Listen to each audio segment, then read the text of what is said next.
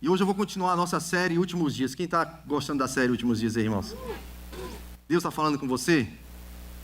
Está servindo para a sua fé? Está ajudando? Está despertando a sua vida? Fala para mim. Está ajudando a gente a se sentir mais preparado, confrontado, amado por Deus? Você está se sentindo amado esses dias? De vez em quando eu dou uma batidinha, mas eu bato com amor. Pode ser? É igual com os meus filhos. Eu lembro que quando a Cleo, a gente começou a usar vara nela, a gente usava vara, depois botava ela no colo, e aí ela chorava no colo, orava com ela, liberava palavra de amor e palavra de afirmação da identidade dela. Mas tinha que usar vara, né? Glória a Deus. Nós já falamos, irmãos, dessa série Últimos Dias, e a série está tão boa que eu decidi não acabar hoje. Pode ser? Posso continuar com a série? É a gente que decide mesmo, né? Então, ninguém está mandando eu parar, então não vou parar. Mas é porque a gente precisa ouvir mais sobre esse tema. Eu acredito que eu tenho sentido muita paz no meu coração. Eu tenho visto e conversado com alguns outros pastores a relevância de a gente continuar nessa temática. E eu vou continuar nessa temática até Jesus falar, né? Então, nós temos ministrado, o nosso texto central é Mateus 24. Todas as mensagens estão no nosso canal do YouTube. Você pode acompanhar todas elas. Eu te encorajo você rever todas elas com Bíblia, papel e caneta para você tomar nota de tudo. E nós já falamos sobre 9 dos 11 sinais dos últimos dias que eu tenho falado a partir do texto de Mateus 24, ok? Nós já falamos 9, que foi o engano, guerras e rumores de guerras. O terceiro sinal que eu falei foi sobre fome, situações de corrupção e injustiça no mundo. Terremotos em vários lugares, catástrofes naturais como o quarto sinal. O quinto sinal eu falei sobre perseguição e ódio que tem aumentado contra os cristãos em todas as nações. O sexto sinal eu falei sobre pessoas nos últimos dias vão se ofender e se escandalizar com o evangelho, com o plano de Deus na terra, e por isso elas vão trair umas às outras e odiar umas às outras. O sétimo sinal que eu falei foram os falsos profetas se levantando fortemente para enganar as pessoas nos últimos dias. O oitavo sinal que eu preguei domingo passado e nono foi sobre a multiplicação da maldade e o esfriamento do amor de quase todos. Hoje eu vou falar sobre o 10º sinal, que está no versículo 13. Vamos abrir Mateus 24, versículo 13.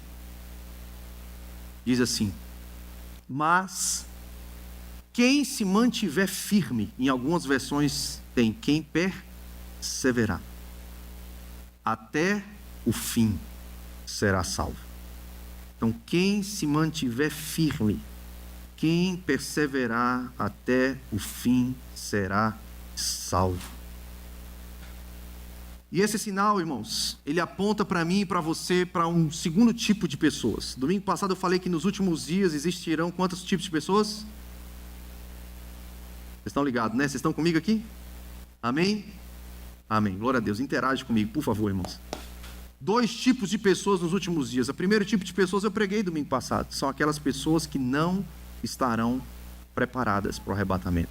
São aquelas pessoas que não vão estar preparadas para a volta de Jesus. E domingo passado eu falei sobre uma lista de características do estilo de vida dessas pessoas que desabilita essas pessoas para a volta de Jesus. Então, se você quer, pode rever lá no YouTube. E hoje eu vou começar a falar sobre características do tipo de pessoa que vai estar preparada para a volta de Jesus. Eu e você, amém? Você quer ser esse tipo de pessoa? Amém? E esse sinal que está no versículo 13 de Mateus 24 diz que existem, na verdade, pessoas que vão perseverar até o fim. Existem pessoas que vão se manter firmes até aquele grande dia. E o tema da nossa mensagem é hoje: preparados para o grande dia. Você está preparado, irmão? Fala para mim. Você está preparado? Sério, de verdade mesmo? A gente precisa aprender como a gente vai se preparar. Como em meio, irmãos, a uma realidade onde existem muitos enganos. Como nós vamos estar preparados? Hoje eu vou falar sobre isso. Como nós precisamos viver. O que eu e você, porque não adianta a gente ficar só apontando o problema. Nós não somos pregadores do caos, irmãos. Nós não somos profetas do caos, nós não somos condenadores, nós não somos julgadores. Nós estamos aqui para mostrar uma realidade, sim, mas para apontar que há uma solução, há uma salvação, há uma esperança. Amém? Esperança eu falo semana que vem. Mas nós precisamos saber, e a Bíblia nos habilita para isso. A Bíblia diz como nós precisamos viver para estarmos preparados. E eu vou te falar uma coisa. Com certeza, vindo na igreja uma vez por semana não vai me preparar e te preparar para a volta de Jesus. Se alguém te falou que vir na igreja uma vez na semana é o suficiente, por favor, pensa comigo um pouquinho. Será que é o suficiente? 24 horas por dia, 7 dias na semana, e a gente achar que 1h40 de culto é o suficiente para a gente estar pronto para quando a última trombeta tocar. Meu Deus, a gente está se enganando demais. Às vezes eu acho que nem precisa de falso profeta, a gente mesmo profetiza contra a gente. Meu Deus, dá uma pregação boa, hein? Pensei agora, o falso profeta. Porque às vezes a gente acha que o falso profeta sempre é alguém. Já parou para pensar que você pode ser o maior falso profeta na sua vida? Eita, essa desceu agora, me perdoa. Eu preciso falar. Ah, pastor, porque nos últimos dias vão ter falsos mestres. Já parou para pensar que você mesmo pode estar ensinando errado para você? Interpretando a Bíblia do jeito que você quer, do jeito que você gosta, do jeito que te agrada, e acreditando naquilo e vivendo daquele jeito. Pelo amor de Deus, gente! Tem um cara chamado Keith Green. Alguém já ouviu falar desse cara? Keith Green. Ele foi um músico. Na verdade, desde 7, 8 aninhos, ele se destacou aqui nos Estados Unidos. Foi para a televisão, fez programas, filmes, estava lá em Hollywood. Pessoas perceberam que ele tinha vários talentos, ele se destacava, ele era multi-instrumentista. E ele estava compondo canções desde a sua infância. Ele se destacou, virou uma estrela. Ele foi uma das primeiras crianças aqui nos Estados Unidos a assinar com uma grande multimega gravadora. Keith Green. E esse rapaz cresceu, fugiu de casa aos 16 anos de idade, depois voltou e aos 17 anos de idade fugiu de casa de novo. E naquela época ali, final da década de 70, no meio de 70, naquela época onde tinha um hippie, né? Droga, sexo e rock and roll. Paz e amor. Ninguém é de ninguém. O importante é ser feliz, prazer, a espiritualidade. Vamos encontrar Jesus no sexo livre. Vamos encontrar Jesus na natureza, mano. Vamos dormir pelado em cima de uma árvore. Eu conheci um cara que hoje é pastor, que ele dormia pelado em cima de uma árvore. Coisa de louco, mano. Aí veio um avivamento na final da década de 70, né? Que foi o Jesus Freak, ou Jesus Movement, né? E esse jovem chamado Keith Green, ele se converte nessa época. Ele já estava casado com sua esposa, a Mercy, eu não lembro se agora esse é o nome dela. E ele começa a ficar apaixonado por Jesus, ele fica radical. E ele já era um astro, ele fazia vários concertos de música, ele começou a fazer os seus concertos gratuitos. E ele foi que inventou aquela moda de você expor os seus materiais, naquela época, LP ou cassete. Alguém sabe o que é isso aí ainda aqui? LP, cassete? É um negocinho que saía música de dentro, né? E ele colocava lá nos seus concertos, que tinham 6 mil, 10 mil, 12 mil pessoas, ele expunha lá o seu material, e ele falava o seguinte: ei, paga se você quiser, se não quiser também não precisa pagar. Dá a oferta que você quiser para o meu material. E ele começou a distribuir o material dele para várias lojas nos Estados Unidos, e ele vendeu na época mais ou menos mais de 200 mil cópias de um determinado disco, e junto com essas 200 mil cópias, ele mandava uma cópia extra de graça para a pessoa que estava recebendo. No valor que ela quisesse pagar, ela recebia ainda uma cópia extra para dar de presente para alguém. E esse cara, Keith Green, ele marcou uma geração. E ele faleceu muito cedo, com 29 anos de idade. Um voo de avião, caiu ele, a filhinha, acho que era a filhinha de 4 e o filhinho de 2, e deixou a esposa com um bebê de 1 ano e grávida de 6 semanas. Lá na cidade onde eu morei, está lá, era a base dele, está lá a memória dele, ali no Texas, em Tyler, em Lindell, uma cidadezinha pequena, morei lá. E esse cara revolucionou aquela geração e, na verdade, ele fala até hoje os nossos dias. E ele tem uma música que não sai da minha cabeça. Essa música está na minha cabeça há 2 semanas, todos os dias. Talvez a Jana e as crianças já estão enjoando, porque eu estou no carro, eu estou em casa, eu estou no banheiro, eu estou na sala, eu estou ouvindo essa música. E ele, no começo dessa música, ele fala o seguinte, que um dia ele estava meditando nas Escrituras, e ele começou a pensar sobre a realidade da igreja americana. E ele diz assim, muitos cristãos nos Estados Unidos, eles sentem que... Eu vou abrir aspas e ler o que ele falou, pode ser? Muitos cristãos sentem que se eles dão um único dia na semana para o Senhor, eles estão indo very well, muito bem. Especialmente se eles fazem isso toda semana, todo domingo. Eles estão ok, very well com Deus. É como se eles, abro aspas de novo, é como se eles fossem visitar um amigo na prisão uma vez por semana aos domingos. E na hora da visita aos domingos, eles dizem para o Senhor, oi Senhor, tudo bem? Estão tratando o Senhor bem aqui? A comida está boa? Fica tranquilo, Jesus. Nós estamos trabalhando para te tirar daqui de dentro o quanto antes, rápido. E aí, baseado nessa reflexão que ele estava tendo, ele compôs uma música chamada Obedecer é Melhor do que Sacrificar. E eu vou ler a letra dessa canção, pode ser? Eu ia tocar no piano ali, mas eu vou deixar para outro dia. Ele diz assim, obedecer é melhor do que sacrificar. Eu não preciso do seu dinheiro, eu quero a sua vida. Eu ouço você dizer que eu estou voltando em breve, mas você age como se eu nunca fosse retornar. Bem, você fala da graça e do meu amor tão suave. Você gosta de leite, mas rejeita o meu alimento. Eu não vou deixar de lamentar em como vai ser se você continuar ignorando as minhas palavras. Bem, você ora por prosperidade e sucesso, mas a sua carne é algo que eu não posso sustentar. Obedecer é melhor do que sacrificar. Eu quero mais do que domingos e quartas à noite. Porque se você não vem a mim todos os dias, então não se preocupe em aparecer mais. Obedecer é melhor do que sacrificar. Essa aqui é forte. Eu quero corações em fogo, não suas orações de gelo. E eu estou voltando em breve para te dar de volta de acordo com o que você tem feito. De acordo com o que você tem feito. According to what you have done.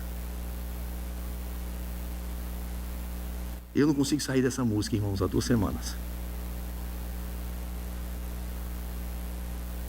É um tapa na minha cara.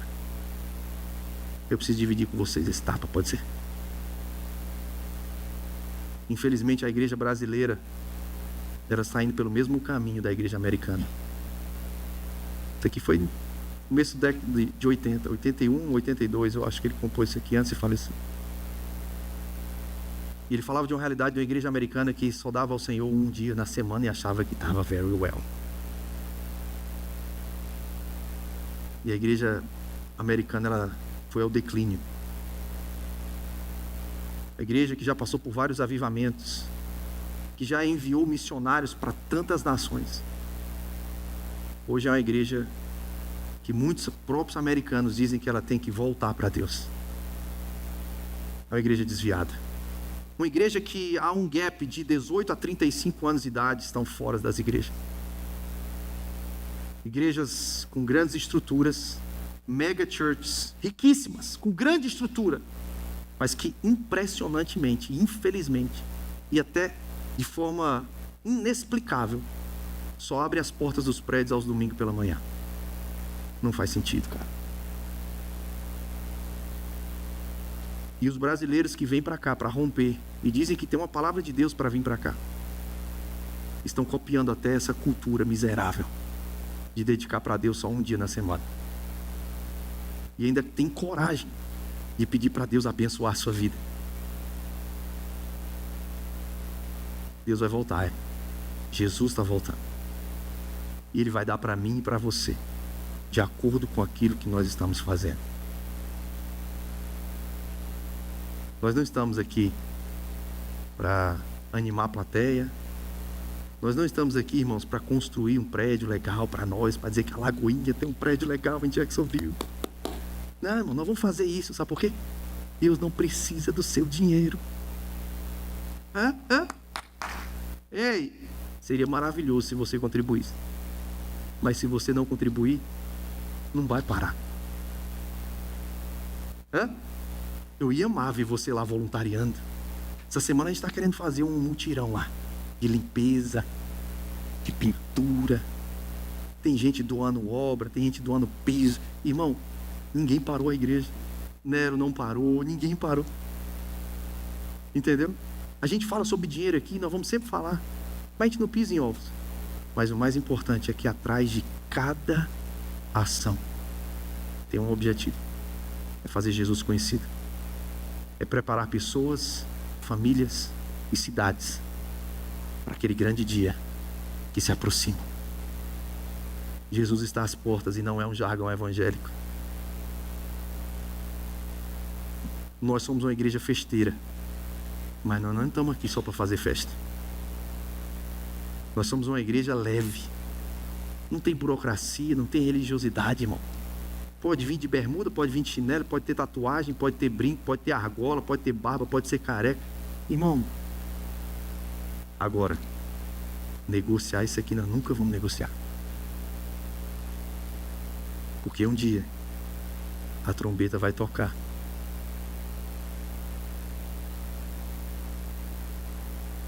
E eu quero preparar o maior número possível de pessoas.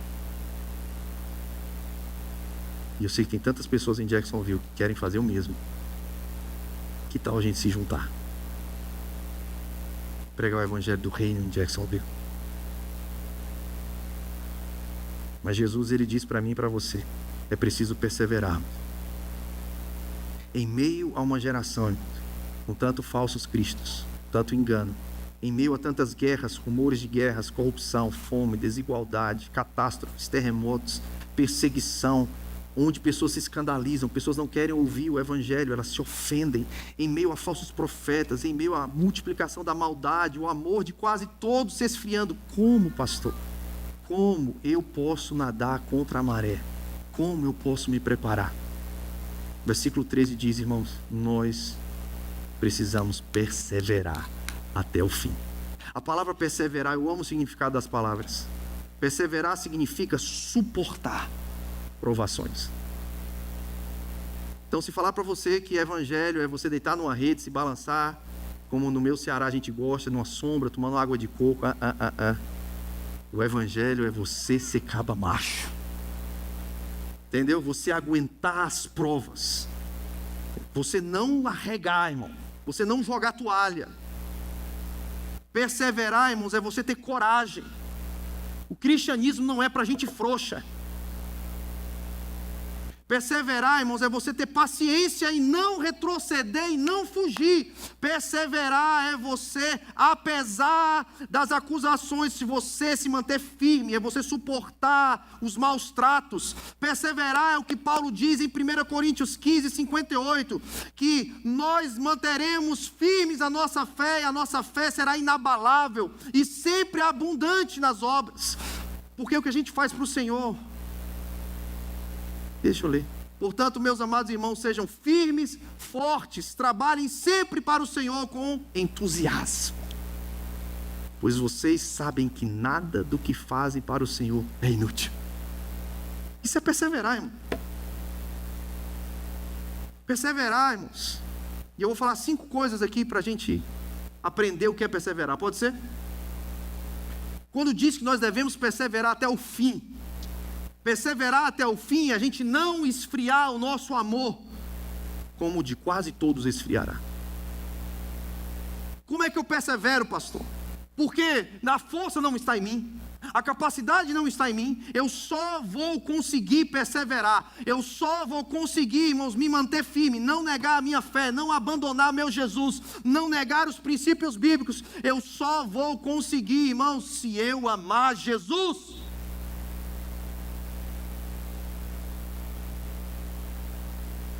Se o meu amor por Jesus e pelas pessoas não esfriar. Mas como é que o meu amor não esfria, pastor? Marcos 12, 28 a 31 vai falar para mim e para você. Vai falar que há na Bíblia 2 grandes mandamentos. Você já ouviu falar? 2 grandes mandamentos. Marcos 12, 28 a 31 vai dizer o seguinte. Deixa eu abrir. Pastor, como é que eu faço para não esfriar o meu amor, pastor? Um dos escribas chegaram para Jesus e perguntaram para ele: de todos os mandamentos, qual é o mais importante? Perguntaram para Jesus. Jesus respondeu: o mandamento mais importante é esse: ouça, ó Israel, o Senhor nosso Deus é o único Deus. Jesus está fazendo menção lá do texto de Deuteronômio 6. Ame o Senhor seu Deus de todo o seu, de toda a sua mente e de todas as suas forças. Aí o versículo 31 diz: o segundo, igualmente importante, é: ame o seu próximo como a si mesmo. Nenhum outro mandamento é maior do que esses 2. Nós iremos perseverar, irmãos, se nós guardarmos esses 2 mandamentos. Amar o Senhor não só da boca para fora, irmãos. Amar o Senhor não só quando a gente fecha os olhos e levanta as mãos cantando na igreja no domingo. Amar o Senhor com toda a nossa força, irmãos. Amar o Senhor com toda a nossa mente. Amar o Senhor com toda a nossa alma. Amar o Senhor de todo o nosso coração, irmãos. E esse amor em nós vai transbordar em compaixão pelas pessoas, irmãos. É muito diferente de ser religioso. As pessoas religiosas, elas amam da boca para fora. Elas amam enquanto lhe é conveniente.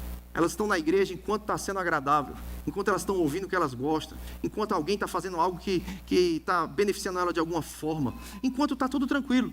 Mas amar, a forma que vai nos ajudar a estar preparado para a volta de Jesus é amar a Deus, irmãos, com intensidade. É obedecer os mandamentos. João 14, versículo 21 e João 15, 10 diz: se a gente ama o Senhor, a gente vai guardar os mandamentos, e guardando os mandamentos a gente demonstra que está permanecendo no amor dele, irmãos. Não tem como dizer que a gente ama Jesus e não obedece a palavra, irmãos. Sabe quem vai estar pronto para a volta de Jesus? Quem perseverar até o fim. E quem vai perseverar até o fim? Aquele que é apaixonado por Jesus, aquele que ama a Deus com todas as suas forças, aquele que guarda. E expressão de amor por Deus não é só da boca para fora, cantando músicas bonitas. Não, eu amo a Jesus quando eu obedeço a palavra de Jesus. Essa é a régua de medir o meu amor por Jesus, irmãos. Não é abstrato, não é imaginário, não é emoção, não é frio, sabe, aquele arrepio na espinha. É tudo isso também, é chorar, é babar, é bolar no chão, é você se trancar no seu quarto, é maravilhoso tudo isso. Mas a régua para medir o nosso amor por Jesus, Jesus falou: ei, guarda os meus mandamentos. Ah, mas eu amo ao Senhor, mas não lê a Bíblia. Eu amo ao Senhor, mas eu não faço devocional. Eu amo ao Senhor, mas eu não tiro nem 10 minutos por dia, cara, para orar, para ler a Bíblia. Não. Você não ama o Senhor. Para de se enganar, por favor.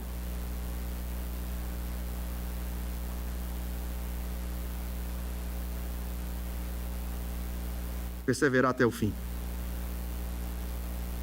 Teve uma igreja em Apocalipse 2, a igreja de Éfeso, que João era o pastor daquela igreja. E Jesus dá uma mensagem para ele, em Apocalipse 2:4. Ele está lá exilado na ilha de Patmos, e Jesus dá um recado para aquele que foi o pastor daquela igreja em Éfeso. Ele diz o seguinte: ei, a igreja de Éfeso, eles fazem várias coisas legais, eles fazem obras, eles até investigam se a pessoa realmente tem caráter ou não, se é apóstolo de verdade ou não, mas tem uma coisa contra ti, ó igreja em Éfeso, diz o Senhor: você abandonou o primeiro amor. Nossas ações não vão impressionar Jesus. Nossas festas não vão impressionar Jesus. Nossos ajuntamentos não vão impressionar Jesus. nossa teoria e informações não vão impressionar Jesus. Aquelas pessoas que precisam estar preparadas para a volta de Jesus são aquelas pessoas que não abandonaram o primeiro amor, ou que vão voltar para o primeiro amor.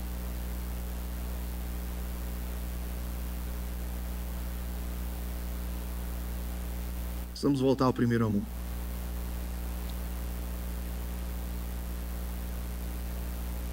Precisamos parar de deixar que a rotina esfrie a nossa vida com Deus.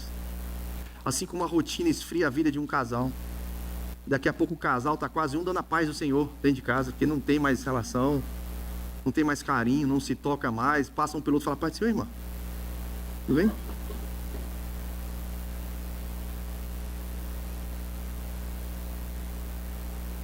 A gente está assim com Jesus, irmão. Vem na igreja uma vez na semana e fala: paz do Senhor, Jesus.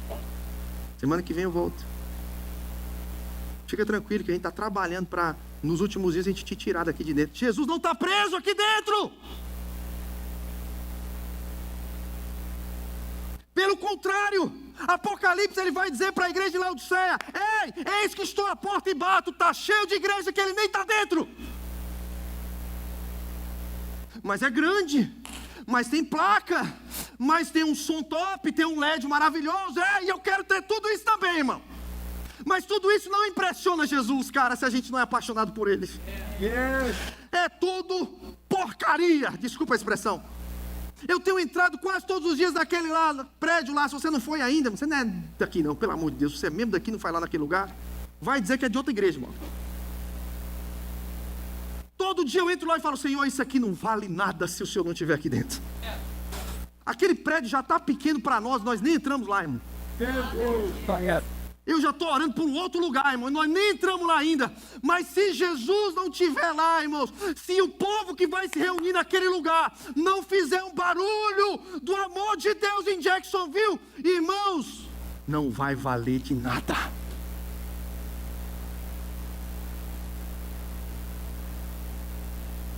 Já tinha muita gente lá dentro quando era uma casa de show. Então, encher de gente de novo para quê? Se não for para falar do amor de Jesus, se não for para ver pessoas sendo transformadas pelo amor de Jesus. Irmão, nós temos a mensagem mais poderosa, que é um escândalo. Semana que eu vou falar sobre isso: o escândalo da mensagem da graça, o poder da mensagem da esperança, a loucura da mensagem do perdão.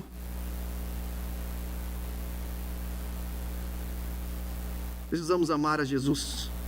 Mas tem pessoas que estão achando que qualquer coisa tira elas do amor de Deus. Não. Nada pode nos afastar do amor de Deus que está em Cristo Jesus. Paulo falou isso em Romanos capítulo 8. Nada, nem altura, nem profundidade, nada, nem principado, nem potestade, nem espada, nem poderes, nada pode nos afastar do amor de Cristo. Nós precisamos crer nisso. Nada, ninguém, nada pode nos afastar do amor de Cristo, irmãos. A maior demonstração de amor que alguém poderia ter dado foi o Deus que criou os céus e a terra, deu nome aos astros do céu, chama a existência o que não existe pelo poder da sua palavra. Ele se fez carne, ele foi como ovelha muda ao matadouro para morrer por mim, por você, sem nunca ter pecado. Ele se fez maldito por amor. Amor inexplicável que João 3,16 diz: amou o mundo de tal maneira, o aramaico, o grego, koiné da Palestina do século I, o hebraico, nenhum idioma naquela época, na nossa época, consegue explicar. Que amor é esse? Cara, nós não viemos para a igreja porque a gente é religioso, nós viemos para a igreja porque João fala em 1 João 4,19, nós amamos porque ele nos amou primeiro. Quem foi alcançado por esse amor, não tem como não amar de volta, cara. Que amor é esse? Que me alcançou um pobre, miserável, pecador, rebelde, viciado em pornografia, mentira, tantas coisas, odiava isso, odiava aquela pessoa. Irmãos, pelo amor de Deus, se Deus mudou a minha vida, se Deus mudou a sua vida, Ele pode mudar a vida de qualquer pessoa. Como não amar esse Deus que nos amou, que deu a própria vida dele por mim e por você, gratuitamente? A melhor forma da gente estar preparado para a volta de Jesus não é a gente saber um mapa profético. Não. A melhor forma da gente estar preparado para a volta de Jesus é amando Jesus. Se a gente amar Jesus, Mas para a gente amar Jesus, a gente não pode andar sozinho, irmãos. Hebreus capítulo 10, versículo 24 e 25, ele vai dizer o seguinte: ei, você não pode andar sozinho. Você precisa andar com pessoas que vão te estimular a amar. Ainda mais hoje, versículo 25 de Hebreus 10 vai falar, ainda mais quando a gente percebe que o dia se aproxima. O dia se aproxima. Selecione bem as suas amizades. Selecione bem os seus relacionamentos. Porque existem muitos relacionamentos que eles não vão te estimular a amar o Senhor. Então quebre esses relacionamentos hoje, se for possível. Não pense mais nenhuma vez. Não vale a pena. Se você está num relacionamento que essa pessoa não está te estimulando a fazer boas obras e amar a Deus, essa pessoa não merece a sua amizade, o seu relacionamento e nada.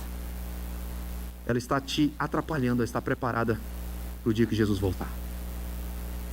Essa pessoa, na verdade, ela é alvo do seu evangelismo.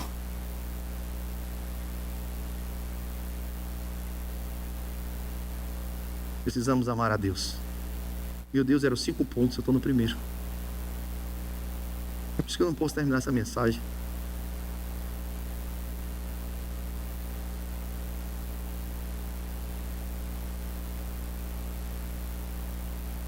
Primeiro Coríntios capítulo 13, podemos ler? Acho que eu vou encerrar com esse versículo, com esse texto.